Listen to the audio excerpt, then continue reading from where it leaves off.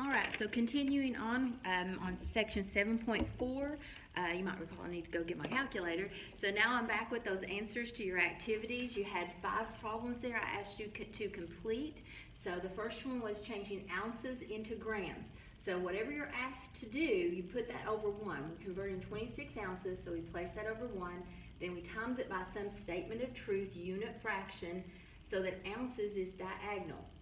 Now, I should mention, sometimes there's an intermediate, sometimes there's a calculation you have to do to get it over to a unit closer to us. But all of these examples, you had a direct conversion that gave you ounces into what you wanted to go to. But just sometimes, if you're trying to go all the way from miles and you want to write that into inches, you might have to convert it to feet first, and then change or maybe to yards, and then yards into feet. Sometimes there's multiple calculations. All these examples here and the ones you mainly do in your assignments, you see just have the one already perfectly set up for you. So ounces and grams are compared. We just need to have that diagonal so the ounce part cancels out. And then that just really tells us, oh, it's a multiply. 26 times 28, 728 grams. The second example, we have 90 inches, so we put that over 1. Then we're converting it to centimeters. So we want centimeters on top and inches on the bottom, so the inches cancel. They're all ones on the bottom, so it's just multiply across the top. 90 times 2.54, now in centimeters is 228.6. Number 3, 12 pounds, we're converting that to kilograms. We have a conversion factor of 0.45 kilograms is the same thing as 1 pound. So we put pounds diagonal, again, another multiply. They're not always multiply, but these have been 12 times the multiplying across the top gives us 5.4 now in kilograms. Number 4, now we have some divides, which I think are a little harder to see just off the top of your head. Maybe these you kind of just would know that's going to be a multiply problem.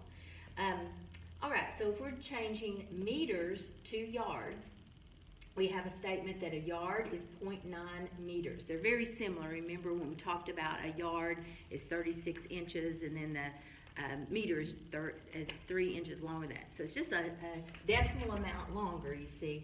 But anyway, as an exact conversion we're using here is 1 yard is 0.9 meters. So we've got the meters diagonal.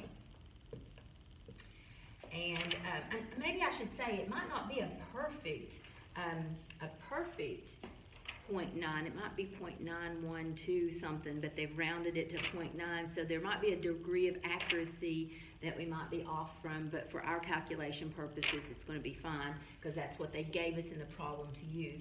So a yard is 0.9 meters in our conversion. The meters cancel. Then across the top, you do get 9.6, but you have a bottom 1 times 0.9. So you do wind up dividing those, or just know those are winded. So there's one's on top, one's on the bottom. That's going to be a divide. So when you divide it, you get 10.66 repeating, depending on what they tell you to round to, and now that's in yards.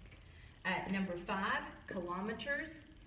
What's a 5K in, and maybe you know this if you've been a runner, 5K is how many miles? It's 3.125.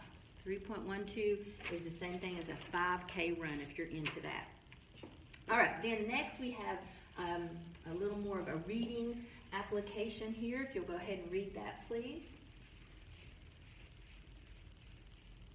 So we've got Martha. Martha is going to get some medicine. It says Martha weighs 136 pounds. So she's weighed in pounds, but then they give the medicine in kilograms. So we got to get Martha's weight changed over to kilograms, and then she gets 30 milligrams per kilogram. All right, so let's get her changed over into kilograms. So we have a conversion that 0.45 kilograms is a pound. That's given. So we do pounds diagonal there, so they cancel. So we get 136 times 0.45. And I guess you could just kind of memorize that as a strategy if you have to do a lot of these to get your pounds, if you're weighing in pounds, to convert them to kilograms. It's about half, but it's, not exactly half. It's 0.45. So we multiply 136 times 0.45. And that converts us to 61.2 now in kilograms. So Martha weighs 61.2 kilograms. then she's going to get 30 milligrams per kilogram. So we could even think of this as a unit fraction. We're multiplying it by 30 milligrams per every 1 kilogram. So the kilograms are diagonally and canceling. And that also tells you you're going to multiply and then you're going to have your milligram answer. So 61.2 times 30. For a final answer, she's getting 1.836 milligrams of this medicine. Now, probably they're not going to measure it like that since that's such a large number. It gets converted to grams, potentially. So, but we know how to do that. To get from milli to regular grams, milligrams to grams is 3 up the scale, linear scale if it's just to the first. So that would be 1.836 in regular grams if you're asked to convert further.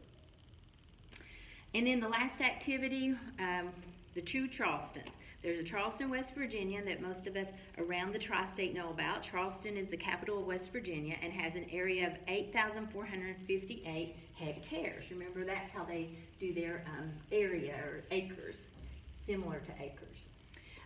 Anyways, Charleston, South Carolina has an area of 81,600 acres. So convert the area of Charleston, South Carolina to hectares, given that, and it gives us a conversion factor, and determine which has the largest area. Maybe I think you know, but see if we can get the actual calculation. So Charleston, South Carolina, it says has an area of 81,600 in acres. So we put that over 1, and we're timesing it so that acres is diagonal. And it tells us that 1 acre is 0.4 in hectares. So we want that direction for us. So acres cancels. 1 acre is 0.4 hectares. It'll get rid of that. And it tells us we need to multiply 81,600 times 0.4. And that converts to 32,640 now in what the unit that's left, which is hectares. So remember, that's Charleston, South Carolina. So what was Charleston, West Virginia? Much less, right? So West Virginia's hectares were just 8,458. Maybe you kind of thought that Charleston, South Carolina was bigger than Charleston, West Virginia, but by quite a bit. You could do a ratio. It's about 4 times larger in its land mass for the city limits. All right, if you have any questions, as always, reach out to me. Let me know if you need more examples or questions on what we talked about. Best wishes.